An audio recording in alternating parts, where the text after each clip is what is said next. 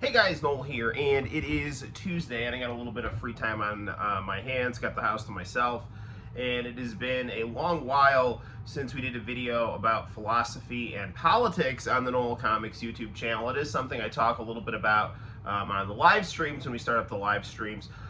But, some of the highest viewed videos on the channel have to do with things like politics, the philosopher Baudrillard, hyperreality. So I thought it would be interesting, since it is election season, and that is the time of year, when people start thinking about more serious issues, to do a video on the topic of hyperreality, Jean Baudrillard, and the 2024 presidential election. I actually think the last time I did a video on this was talking about Trump and Biden. We did a video a while back talking about Donald Trump as a hyper-real presidential candidate, and the pros and cons of that. And then we followed that up with a video about Trump and Biden, which showed some of the, more, I guess you could say, ironically authentic elements of Trump's hyper-reality as opposed to Joe Biden's, Michael Dukakis, party functionary technocrat shtick that he clings to and owes his career and his presidency to. And now I thought it would be interesting to take a look at where we're at right now, that the political dynamic has changed. So let's chat a little bit about that. Well, first off, for those of you who don't know, if you're watching this video, you probably do know, who is Jean Baudrillard and what is hyperreality? It's something that was very well described by Rick Roderick, the philosophy professor from Duke, who really embodied everything that is good and bad about American academics. On the one hand, he was an incredibly insightful anti-establishment thinker. On the other hand, he was kind of a hysterical, hand-wringing, effete, member of the Ivory Tower, who was ironically shunned by the Ivory Tower. So all the eccentricities of, radical professors, he had, but at the same time, he was down to earth enough and aware enough of his tribe, that his, liking of good philosophers, in my opinion, like Marx, and bad philosophers, in my opinion, like Nietzsche, gave him an awareness of power structures that he was able to really expertly critique. And he has a really wonderful video on YouTube talking about Jean Baudrillard, who is very hard to read, and he breaks it down, and he breaks that philosopher down and hyperreality down. So I recommend that video. But what is hyperreality, and how does it relate to American politics? Well, at the end of the Cold War, the French philosopher Jean Baudrillard saw the United States as winning the Cold War, and with that, the United States and its advertising, big budget, big movie, kind of veneer over its power, thinking that since the Soviet Union was gone, the United States was now the standard. It was the end of history. Baudrillard kind of sarcastically, but in some sense substantively, declared reality dead, because now that the United States was in its ascendancy, its Hollywood veneer had become more powerful than what we were seeing in our real lives, in our day-to-day lives. And substance was no longer of value. It was more the image rather than substance. So, when you get into like linguistic things, the idea is you have a sign or a symbol to represent a concept. Well, now, according to Baudrillard, there is no concept. It's just sign and symbol that people are, attracted to, and that is a result of the hegemony, the rule, the dominance of American political and economic and social culture. So that was Baudrillard's idea, and he called that process hyperreality. That we were now in a sense of the simulation had outpaced or become more powerful than what it was simulating, right? So if you saw the movie Blade Runner, That's what that movie was about, right? The replicants, in some sense, became, there's hyper reality. It can be complex, more complex than Baudrillard puts it. The replicants, in some sense, had become more human than the humans. So even though they weren't humans, even though they were an artificial product that was created, in some sense they were becoming more useful, more human than the humans. And Rick Roderick described that process as the hyper-real trajectory. We weren't quite there yet, but we're getting there. And now with the advent of artificial intelligence, with AI, we're now also in a situation where what is being simulated and created is becoming increasingly indistinguishable than flesh and blood human beings in the tangible real world. And if we're just looking at it, we might not be able to tell what's a creation and what is a creator. That's hyper reality, and that process plays out in a lot of different ways, and it attaches itself to things like show business, politics, that are all about spectacle rather than substance. So that whole sense of the United States emphasizing spectacle rather than substance, and then the United States becoming the prime standard, and that having that process evolve in apocalyptic ways, is what Baudrillard refers to as hyper-reality. Now, let's talk about American politics. Now, in the American vocabulary and in American standards, Americans have tended to view, let's take a look at the post-World War II period to the present, okay? We have people like, Harry Truman, Dwight Eisenhower, those guys are viewed as more kind of old school, quote unquote, authentic politicians, right?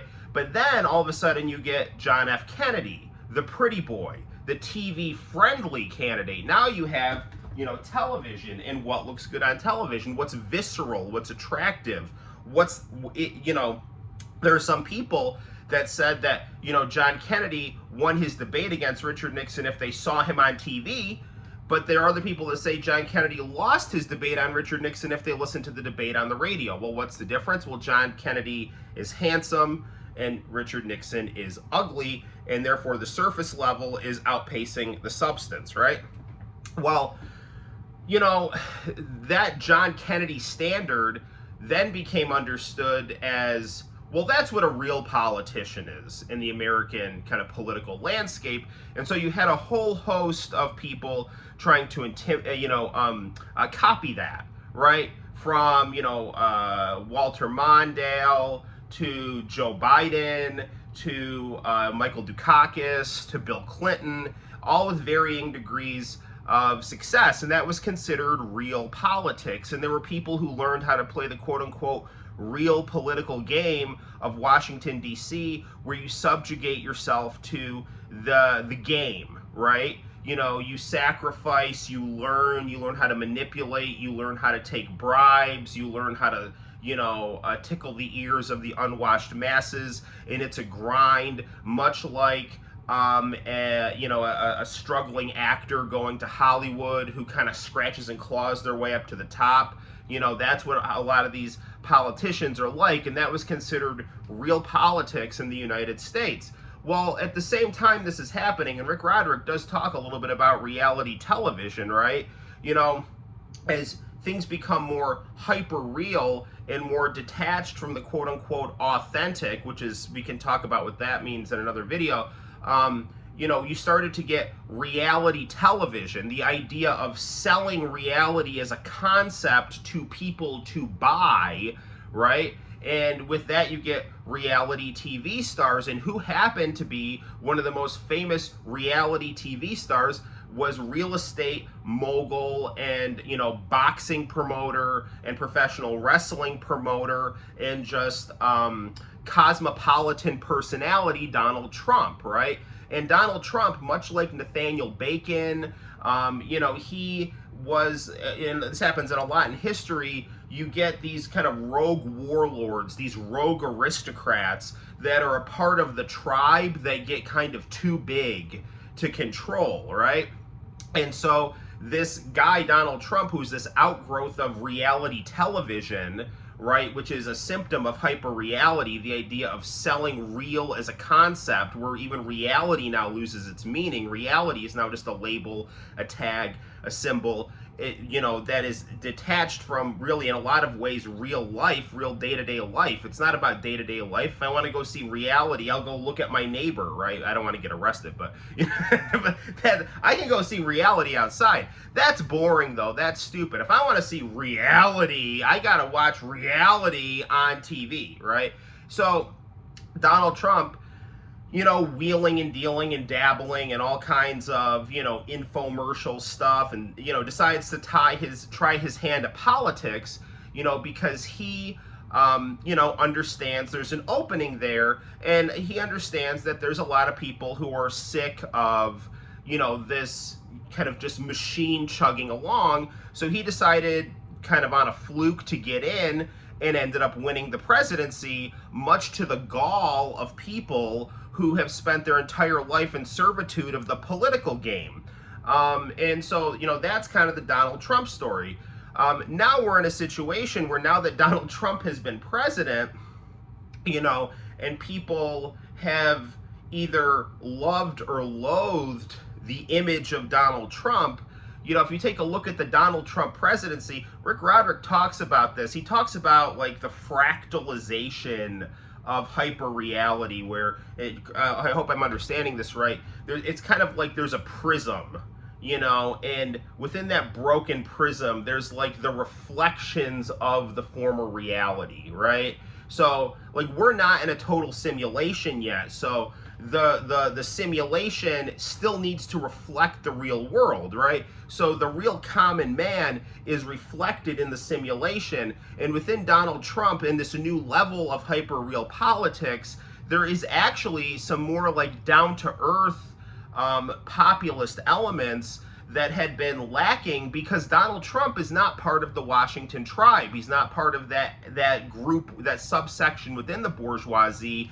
He's from the private sector aspect of the bourgeoisie, and his penchant for pro wrestling and boxing, and now we see UFC, he understands the importance of personality, of charisma, and he's just, I think, has that kind of aspect to himself as well. He's very similar to Vince McMahon, the promoter behind pro wrestling, which is another hyper-real spectacle, right? But what does that hyper-real spectacle run on? It runs on the aspirations of the working class, right? So you do, even though Donald Trump wheeled and dealed and sold his soul in varying degrees, appointed neoconservatives to, positions of power within his cabinet, and things along those lines, he was still kind of too independent-minded. He was still almost like too contaminated by the reflection of the common man, in addition to his own, big pro wrestling personality. I mean, the real problem with Donald Trump is that he's self-aware. He's like Roy Batty, right? Roy Batty, the problem with Roy Batty in the Blade Runner, Roy Batty was the replicant that was a problem. Why? Because he was self-aware. The human beings couldn't control him, right? He wasn't just a blank slate. So he was going into business for himself, and because of that, he had to be destroyed, right? And Donald Trump finds himself in that same situation, where he is either arrogant enough or naive enough or self-aware enough or all of that, so that when some, kind of bureaucratic structure comes to him and says, hey, this is how the game is played, kiss the Godfather's ring, take your money and be happy, he starts doing things like, well, you're going to have to negotiate with me to get that, right? And you don't go to the Godfather and say, hey, let's negotiate. You go to the Godfather and say, how high, when they say jump, right? So the fact that he's not saying that, or is yammering and hemming and hawing before he jumps, like, that's a problem for the hyper-real system, which is why someone like Joe Biden was such an attractive candidate, because he literally was always a Michael Dukakis clone, a John F. Kennedy wannabe. If you take a look at, Bruce Lee, take a look at the 1960s, take a look at John F. Kennedy as Bruce Lee. Bruce Lee dies, and now you get all these Bruce Lee clones, right? In some cases, the Bruce Lee clones might be better than the original Bruce Lee, Joe Biden kind of, steps up through that democratic system of being a vigorous young, political go-getter, But at this point, by the time he's taken power, his mind is so vacant, and it was vacant before, that he's the perfect candidate to operate, what the traditional political machine wants, right? Well, it turns out Joe Biden is just, his mind is so shot from, age, that he's now starting to trip over his own corruption. He can't defend it anymore. He can't hide it anymore. And it's just so painfully obvious that element of the illusion of Joe Biden as president has broken down, that his own Orwellian named Democratic Party has, kind of Julius Caesared him out of the election, right? And has now put Kamala Harris in. And Kamala Harris is, I think, their attempt at being, trying to one-up Trump on hyper-reality. And how do I mean that? It's like, if you take a look at the substance behind Kamala Harris, it's not like, you take a look at Kamala Harris, the symbol now. Kamala Harris is now being presented as Claire Huxtable, Rosa Parks, and Queen Latifah all rolled into one. These images of black women who are, likable and charismatic and have some substance, all of which she has none. She has nothing to do with any of those things other than the fact that she happens to have more melanin in her skin and a different set of genitals than Donald Trump. I mean, take a look at her record as Attorney General in California. Things like denying DNA evidence to people on death row. Things like, jailing black men for minor drug offenses. Things like extending prison sentences for cheap labor within so that they could be cheap labor for the California state. Things like having your office linked to false positives in drug testing to protect the credibility of your own, broken, corrupt attorney general's office. I mean, and also just being complicit in the Biden administration's, neoconservatism, and also, lying about the mental competency of Joe Biden. So, I mean, she is a horrible candidate with a horrible record, and she's a horrible person because, she'll go up there, and just kind of cackle on stage, and she's just like palpably, cringe-inducing in ways that even outpace Donald Trump, who is kind of a professional wrestling villain, but he's, at least for, I guess my perception, I cringe less when I hear Donald Trump, but when I see Kamala Harris getting on stage and laughing about funding jails and not funding schools,